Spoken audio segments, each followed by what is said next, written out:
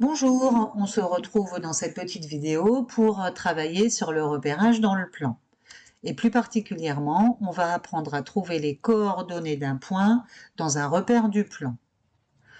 Pour tracer un repère, on a besoin d'un axe horizontal, l'axe des abscisses, et un axe vertical, l'axe des ordonnées.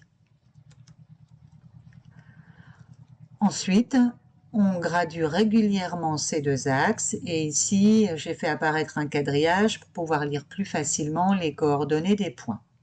Sur ce quadrillage, on a le droit de se déplacer à l'horizontale dans un sens ou dans l'autre.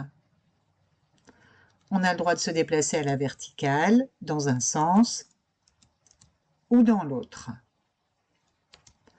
Je place un point P et je vais trouver ses coordonnées. Pour pouvoir les lire facilement, on va se placer sur le point d'intersection des deux axes, c'est-à-dire sur l'origine du repère. On va se déplacer sur l'axe des abscisses de 3 carreaux en suivant le sens de la flèche. On dira que l'abscisse du point P est plus 3.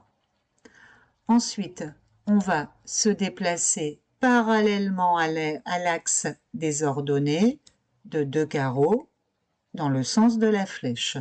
On dira que l'ordonnée du point P est plus 3.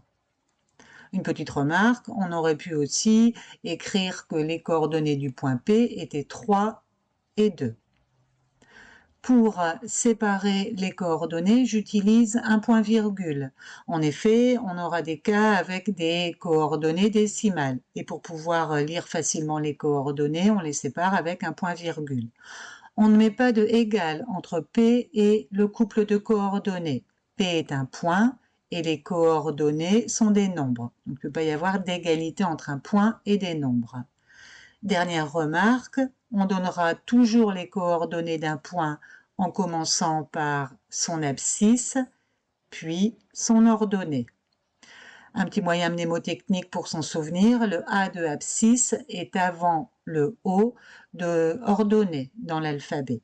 De même, le H de horizontal est avant le V de vertical.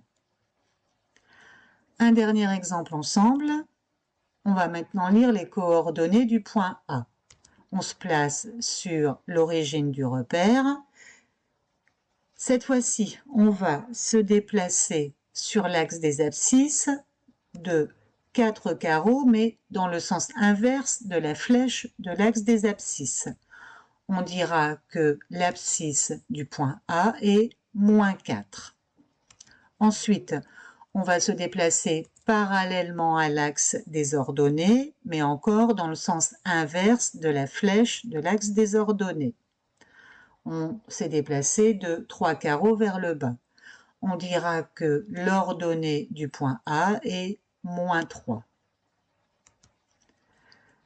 Voilà, maintenant c'est à vous de vous entraîner. Vous prenez votre cahier et vous écrivez les coordonnées de ces 4 points. Et nous, on se retrouve ensuite pour la correction. Vous n'avez qu'à mettre la vidéo en pause. À tout à l'heure.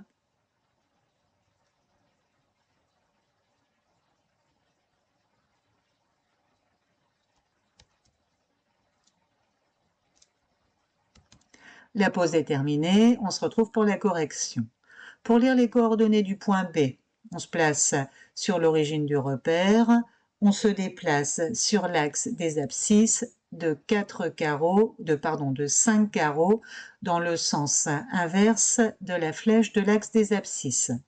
L'abscisse du point B est donc moins 5. On se déplace parallèlement à l'axe des ordonnées de 4 carreaux dans le sens de la flèche de l'axe des ordonnées. L'ordonnée du point B est 4. Les coordonnées du point B sont moins 5, 4. Pour le point C, je me place sur l'origine du repère, mais je ne vais ni me déplacer à gauche, ni me déplacer à droite. On dira que le point C a pour abscisse 0. Ensuite, on doit se déplacer sur l'axe des ordonnées dans le sens de la flèche et de 3 carreaux. L'ordonnée du point C est 3. Les coordonnées du point C sont donc 0, 3. Pour le point D, je me place toujours sur l'origine du repère. Je dois me déplacer sur l'axe des abscisses de 2 carreaux dans le sens inverse de la flèche de l'axe des abscisses. L'abscisse du point D est moins 2. Ensuite, je dois me déplacer parallèlement à l'axe des ordonnées, mais dans le sens inverse de la flèche de l'axe des ordonnées. L'ordonnée du point D est donc moins 1. Les coordonnées du point D sont moins 2, moins 1. On passe aux coordonnées du point E. Je me place sur l'origine du repère. Je dois me déplacer sur l'axe des abscisses de 2 carreaux en suivant le sens de la flèche de l'axe des abscisses. L'abscisse du point E est donc 2. Et ensuite, je me déplace parallèlement à l'axe des ordonnées de 2 carreaux dans le sens inverse de la flèche. L'ordonnée du point E est donc moins 2. Les coordonnées du point E sont 2, moins 2. Voilà les élèves, c'est fini pour aujourd'hui. Vous reprenez votre plan de travail et vous avez plusieurs exercices à faire pour vous entraîner. Et moi, je vous dis au revoir, bon courage et à bientôt.